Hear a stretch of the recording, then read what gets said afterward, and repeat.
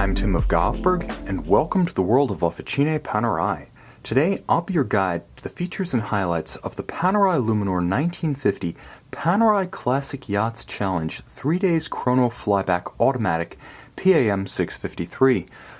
This is a special tribute to the long-standing relationship between Panerai and the Panerai Classic Yachts Challenge, an event in which sailboats of vintage, various, size, various, and type, various, compete with each other, essentially a safe harbor for old competitive yachts and a place to show off premier restorations and preservations.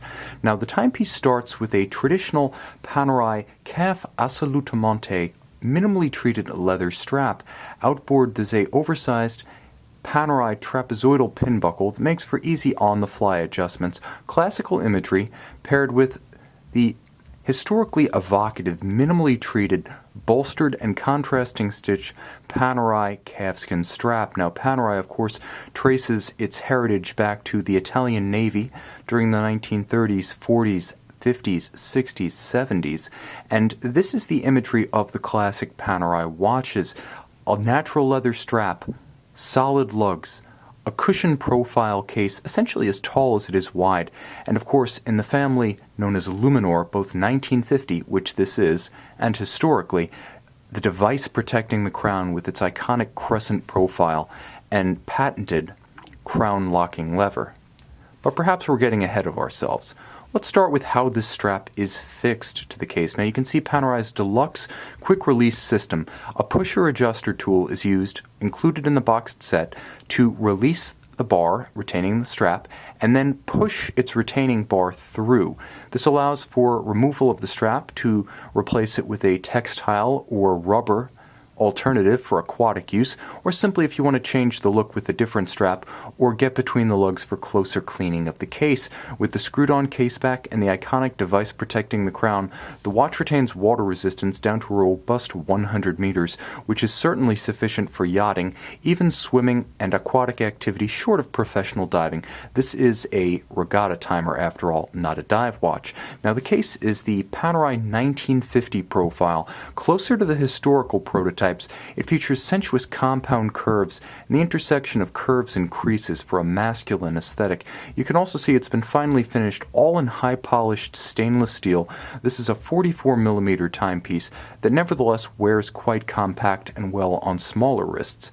Now, the watch features a classically inspired black sandwich-style dial. There's a small amount of recess, a solid loomed disc underneath a black topping. The black topping disc features all of the cut perforations for the stations of the hour. Now, it's printed with the imagery of a 60-second scale, and outboard, a dramatically sloped rayhaut that acts as the tachymetric scale for timing the speed of a sailboat, and the base is 1 nautical mile, and note the calibration scale for the speed of sailing boats. Now the way this works is you start your chronograph, seconds, and then you wait for the boat that you are timing to pass one of these different calibrations, and you'll read it using the minutes hand, which is located centrally. You can see chronograph seconds and minutes are located coaxially. When your sailboat in question crosses the standing nautical mile mark, you stop the chronograph, and now you read off the tachometer how fast in nautical miles per hour the sailboat was moving. Now this can be used conventionally. You see the chronograph can be started and stopped, and it can also be reset using the pushers at 10 o'clock and 8 o'clock, which are easy to access, far easier than the conventional 3 o'clock pushers, because the opposable thumb can be used as the trigger. But not only can you use it in conventional start, stop, and reset fashion, but being a flyback, you simply push the trigger at 8 o'clock, and you restart and reset the chronograph in a single motion. This is excellent when you're timing high-speed sailboats across a start-finish line, or any interval between the beginning and the end of a regatta. Now, the timepiece has a classical twin-register design to its dial, with a beautiful vintage-style ecru coloration evocative of the patina on mid-century Panerai combat watches. But it's important to note that though it is historically cued, it is not vintage in its function. Along with the flyback functionality, the watch also features 3 registers: coaxial chronograph, seconds, minutes, and then at 3 o'clock, an hours register, so you do get chronograph, hours, minutes, and seconds. Moreover, the timepiece features both hacking and zero reset for more precise setting of the time. So when you take the crown and you pull it from the flush position against the case to its outermost position, you both stop the seconds hand and the balance and zero it to 60 for precise setting against a reference time. Moreover, in the intermediate position between winding and setting, you can move the hour hand in 1 hour steps or more, forward or backward as you jump time zones. Of course, the device protecting the crown makes this visible and identifiable as a Panerai Luminor from across a room, one of the most distinctive forms in high horology. It's also quite practical, providing all aspect protection far more than a traditional shouldered crown guard, as well as obviously unlocked status, so it's difficult to take the plunge with the crown accidentally unsecured. Moreover, the locking lever makes it easier to access the crown for winding and setting when your hands are gloved, sweaty, or wet.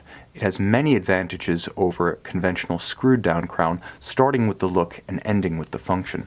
Under the caseback, a Panerai manufacturer caliber 9100 automatic chronograph movement. It has a 3-day power reserve, automatic winding functionality, and a free-sprung balance for robust resistance to shock-induced timing deviation.